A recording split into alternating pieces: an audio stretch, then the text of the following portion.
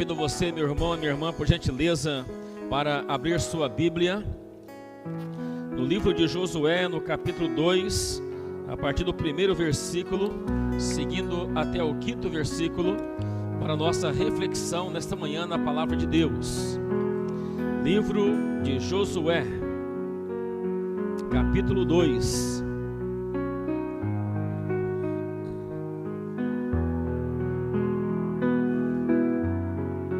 Josué, capítulo 2, a partir do primeiro versículo até o quinto versículo. Amém? Amém mesmo?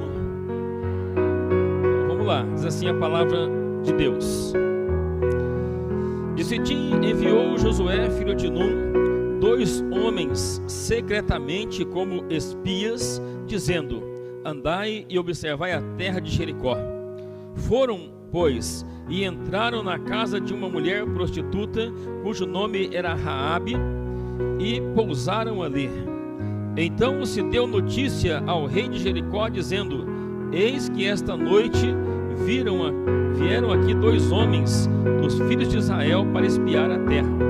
Mandou, pois, o rei de Jericó dizer a Raabe: faze sair os homens que vieram a ti e entraram na tua casa, porque vieram espiar a terra. A mulher, porém, havia tomado e escondido os 2 homens e disse: é verdade que os 2 homens vieram a mim, porém não sabia de onde eram. E havendo-se de fechar as portas, sendo já escuro, eles saíram, não sei para onde foram.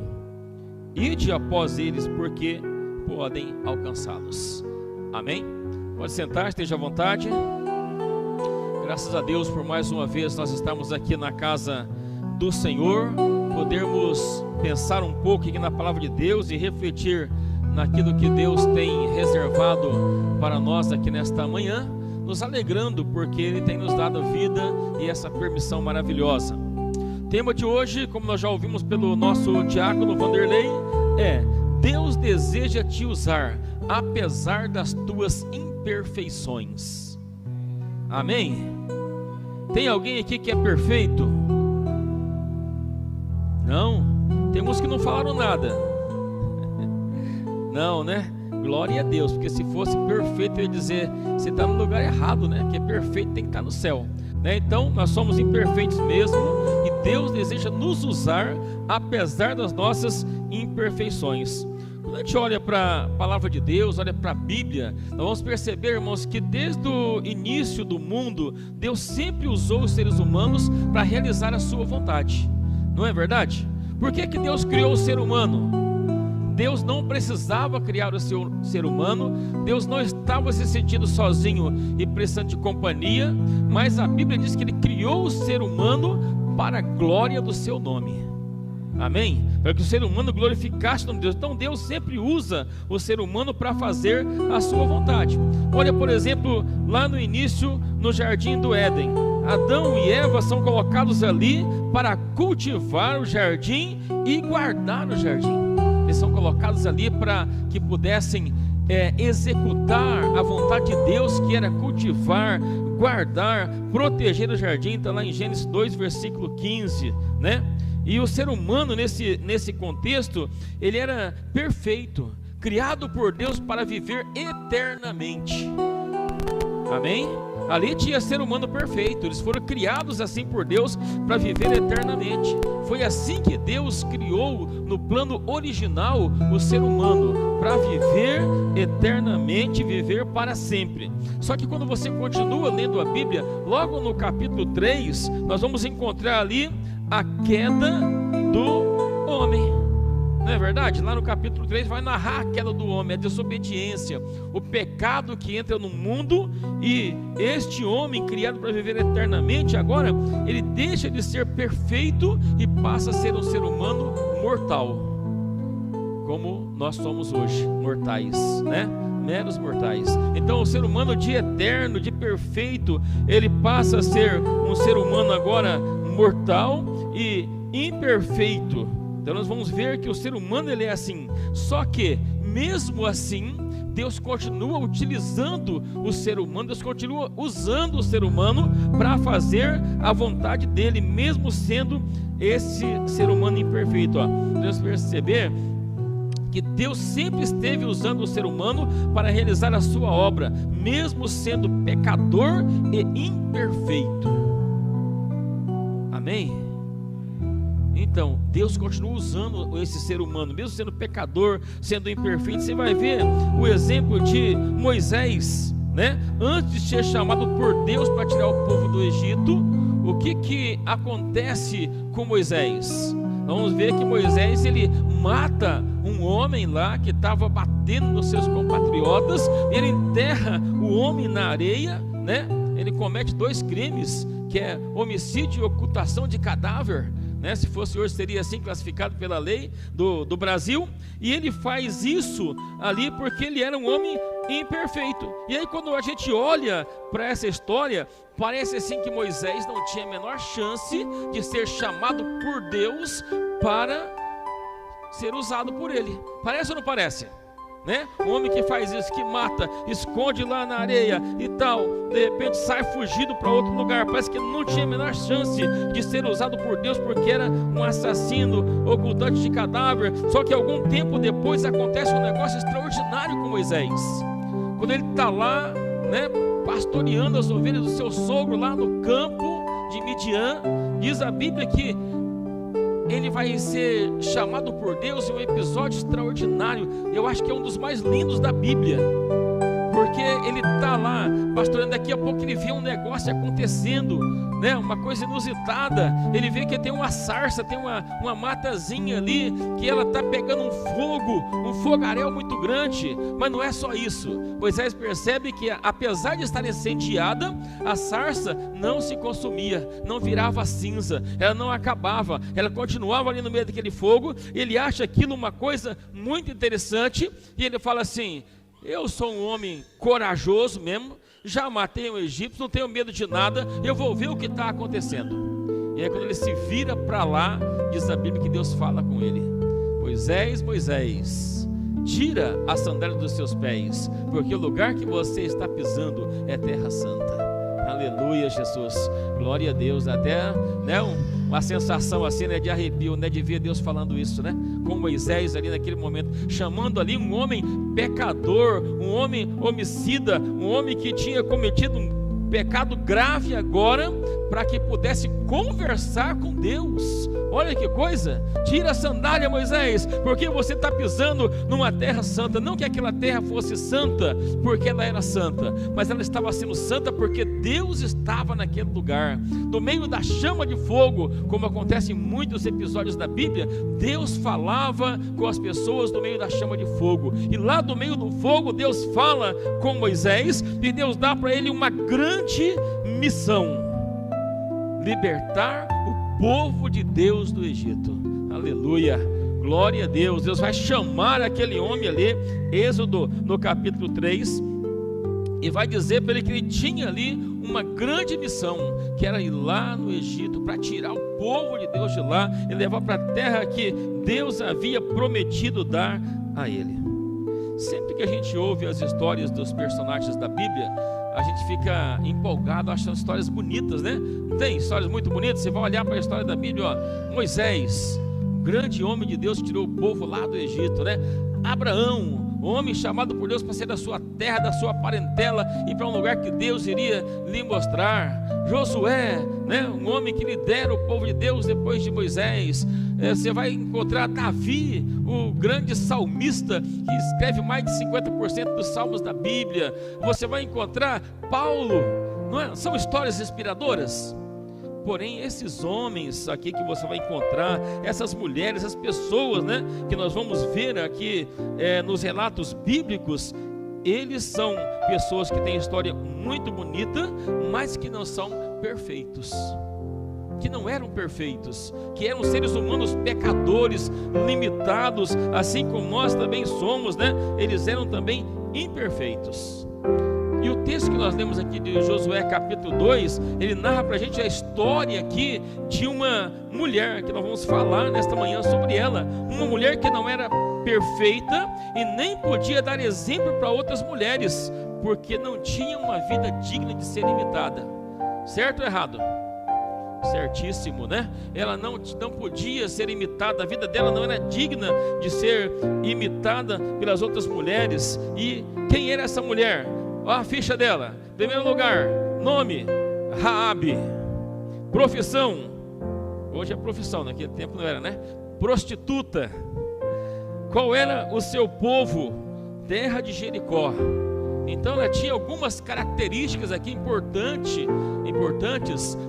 na vida dela, que nos chama a nossa atenção, irmãos, porque ela era essa mulher que teve o seu nome relatado na Bíblia, não somente por estar nesta ação que ela realizou aqui em Josué capítulo 2, mas ela é mencionada lá no Evangelho como uma mulher que faz parte da linhagem de onde veio o Senhor Jesus.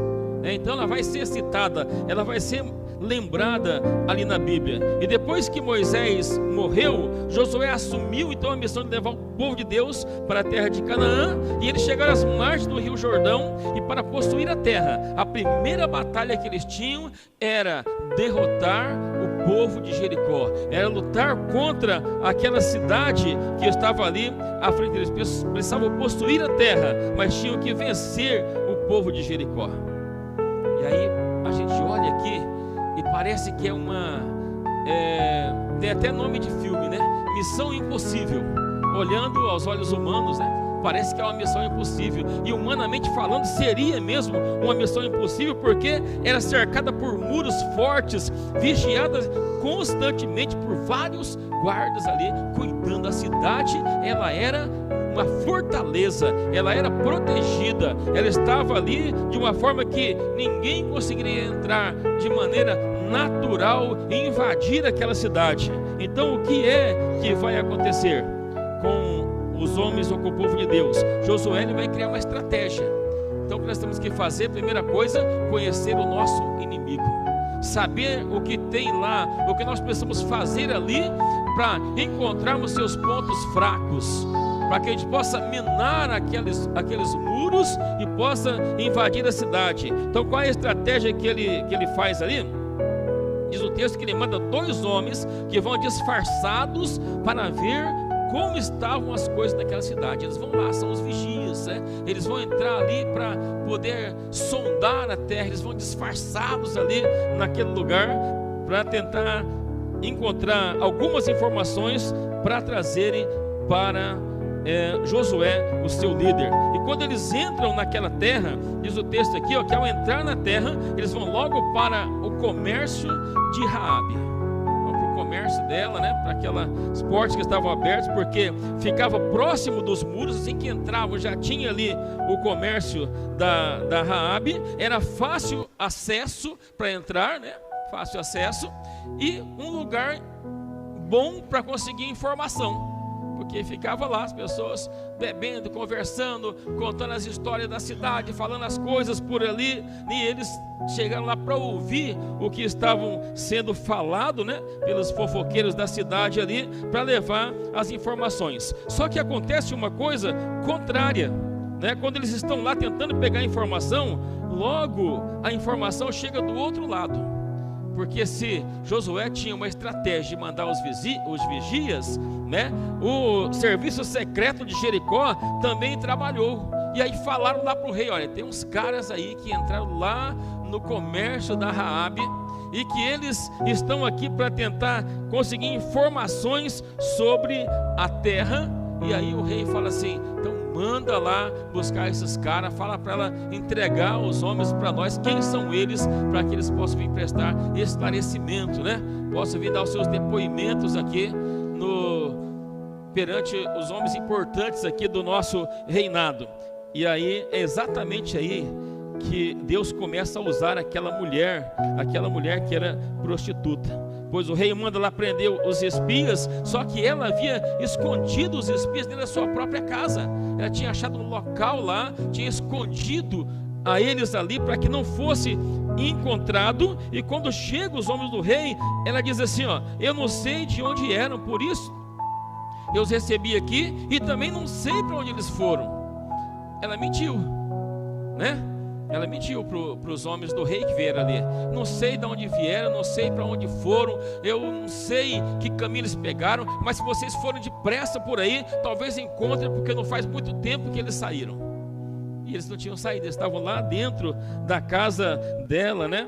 E ela fala essas palavras aqui para proteger aqueles homens de Deus que estavam ali, manda eles ir depressa para tentar encontrar. E aí a pergunta que vem é: como pode Deus usar uma pessoa nessas condições? Já te ocorreu isso ou não? Como pode Deus usar uma pessoa nas condições de Raabe para que possa executar a vontade de Deus? Mas Deus usou, sim ou não? A Bíblia diz que Deus usou, que ela fez isso, né? Deus usa quem Ele quer, na hora que Ele quer. E na verdade o propósito de Deus, ou Deus tem um propósito em tudo que Ele faz. Deus não faz nada sem propósito. Deus, Ele não faz nada sem ter um objetivo maior. Tudo que Deus faz é com propósito. E o propósito de Deus aqui era salvar vidas. Deus queria salvar vidas, por isso é que acontecem essas coisas, né? Deus está usando Raabe em primeiro lugar para salvar pessoas. E os primeiros que ela salva são os homens de Deus que estão ali e que são guardados, são protegidos ali por ela, né? Então eles são os primeiros a serem guardados ali, porque Deus está usando essa mulher para salvar, né? Então eles não foram naquele local, naquele comércio para usufruírem dos produtos ali oferecidos, mas eles foram ali porque eles precisavam de informações, e estão fazendo a obra de Deus, e eles foram guiados por Deus para iniciar uma obra salvadora naquele lugar. Amém? Foram usados por Deus para realizar esta obra salvadora. E uma das exigências para a salvação é o quê? Reconhecer que Ele é Deus e confessarmos o nome de Deus. Como está escrito em Joel 2,32: todo aquele que invocar o nome do Senhor será o quê? Salvo.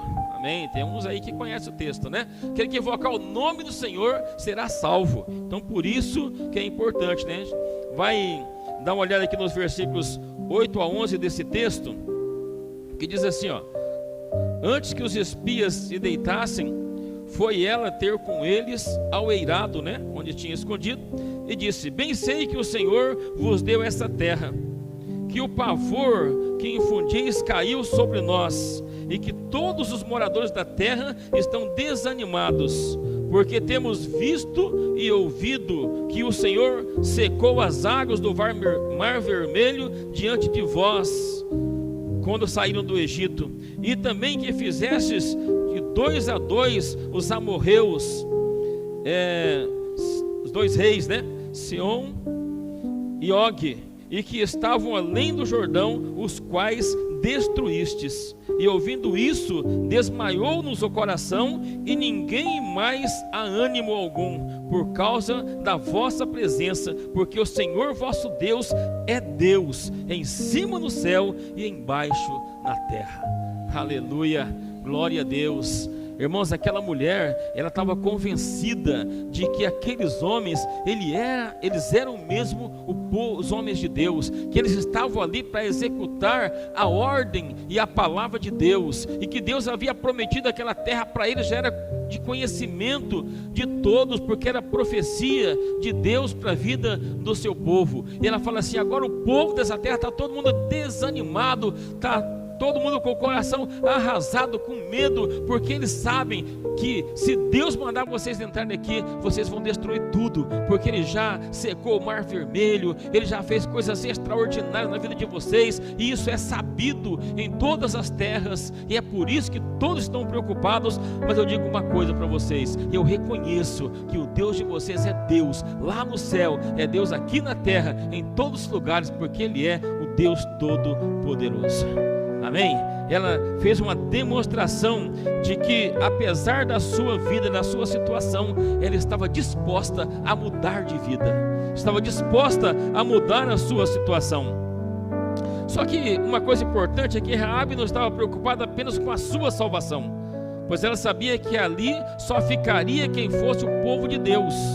Por isso ela intercede pela sua família. Versículos 12 e 13 do texto, se você quiser ler depois, ela intercede pela sua família. Fala: eu tenho meus familiares que estão aqui. Eu sei que quando vocês entrarem aqui, só vai ficar aqui quem for o povo de Deus. Quem não for vai ser destruído, vai ser morto.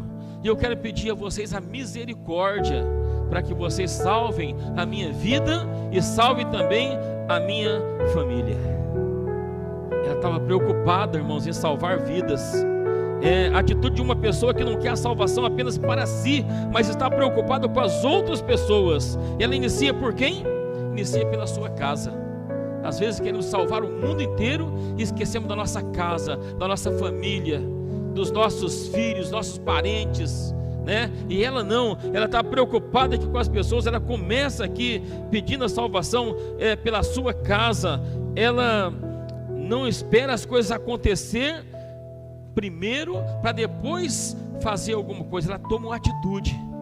Às vezes a gente fica, olhando as coisas que estão acontecendo na nossa casa, na nossa família, entre os nossos, e a gente está ali apenas como espectador. Aí quando o negócio fica muito grave mesmo, aí a gente vem aqui, pede oração, aí a gente faz campanha, faz isso e aquilo, não é? Mas ela não, ela toma uma atitude antes que as coisas aconteçam, né? Tem muita gente que você convida para voltar para a igreja, ele fala assim, quando eu mudar de vida, aí eu vou voltar para a igreja. Ah não, eu estou numa situação que eu não posso voltar para a igreja agora, eu não posso voltar para a comunhão, porque eu estou numa situação difícil, né? Então quando eu mudar de vida, aí eu volto. Outros falam assim, quando acontecer isso ou aquilo na minha vida, aí eu vou. Outros ainda são chamados para levar a palavra, do evangelho para outras pessoas e inventam algumas desculpas para não assumir a responsabilidade. Não é assim que acontece? Você já pregou para alguém que fala isso? Olha, quando eu consertar isso aqui na minha vida, quando eu mudar aquilo, quando eu parar de fumar, quando eu parar de beber, quando eu parar de fazer não sei o que, aí eu vou voltar para a igreja. Eu já vi muitas pessoas que falam isso, né? E a gente vai perceber, irmãos, que com Raabe não foi assim. Ela se dispôs, né? Quem sabe ela arriscou a sua própria vida para defender os homens de Deus. E arriscou mesmo, porque se fosse pego numa situação de esconderijo, até ela poderia também ser morta. Ela permitiu que Deus a usasse, porque Deus não usa ninguém se você não der permissão para Ele usar a sua vida, para usar você para fazer a obra dele. Se você não abrir o seu coração para Deus, Deus não usa ninguém sem a permissão, né? Ela permitiu que Deus a usasse, porque Deus não invade a vida de ninguém, mas Ele entra para nos usar e para cuidar de nós em todos os momentos. Amém?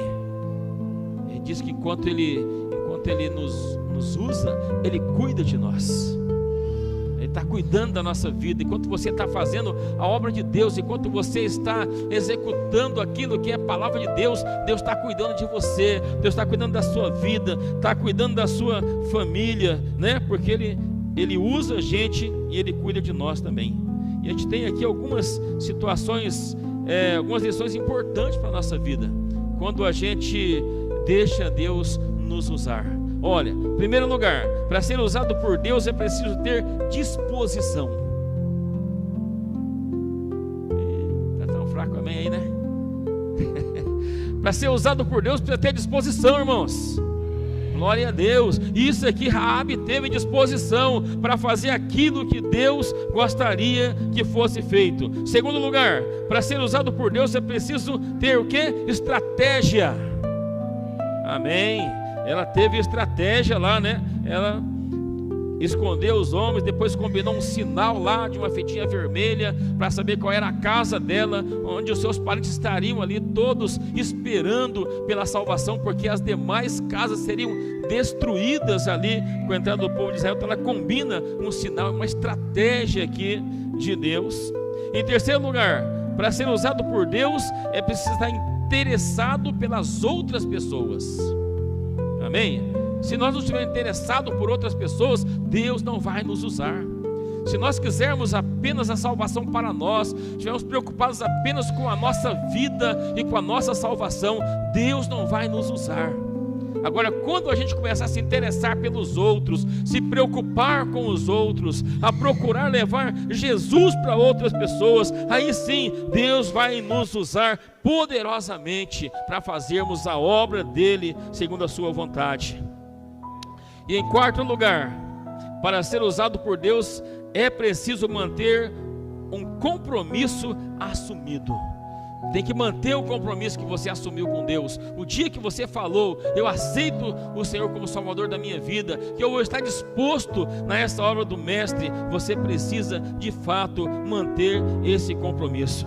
Raabe foi salva, assim como toda a sua família e os seus pertences. Capítulo 6, versículos 22 e 23, depois você lê lá na sua casa esse texto, se quiser pode até anotar aí, para você ver o que aconteceu na vida dela, na sua família, o que Deus fez ali com ela naquele momento, porque ela estava disposta, teve estratégia, se interessou por outras pessoas e manteve o seu compromisso firme naquilo que havia proposto diante de Deus. Amém? E você, meu irmão e minha irmã que está aqui hoje, você também quer ser usado por Deus? Você gostaria mesmo de ser usado por Deus na obra dele? Então, em primeiro lugar, reconheça que você não é perfeito. Reconheça que você não é perfeita. Reconheça que você é pecador e deixa Deus te usar. Amém? Deixa Deus te usar, porque Ele vai usar você, Ele vai usar a sua vida. Claro que eu não estou falando aqui que porque não somos perfeitos, nós podemos viver uma vida na prática reiterada do pecado. Não estou dizendo isso. Estou dizendo que nós não somos perfeitos, mas estamos procurando a cada dia melhorar a nossa vida. Os erros que cometíamos ontem, não cometeremos hoje, mas amanhã cometeremos outros, e vamos aprendendo cada dia com os nossos erros, para melhorarmos na presença do nosso grande Deus, Senhor da nossa vida. Precisamos viver uma vida digna na presença do Senhor Jesus. Como disse aqui a leitura da introdução desse culto, né? Como viveremos ainda no pecado, nós que já morremos para Ele? O apóstolo Paulo, escrevendo aqui aos Romanos, no capítulo 6, ele fala poderosamente sobre isso e diz que nós precisamos melhorar, crescer a nossa vida espiritual a cada dia na presença de Deus e deixar Deus nos usar, abrir o coração para o Senhor, e Deus fará grandes e poderosas coisas pela nossa vida. Amém? Glória a Deus, que o Senhor te abençoe grandemente, que esta palavra fique guardada aí na sua mente, no seu coração a cada dia, para se lembrar que Deus deseja nos usar apesar das nossas imperfeições.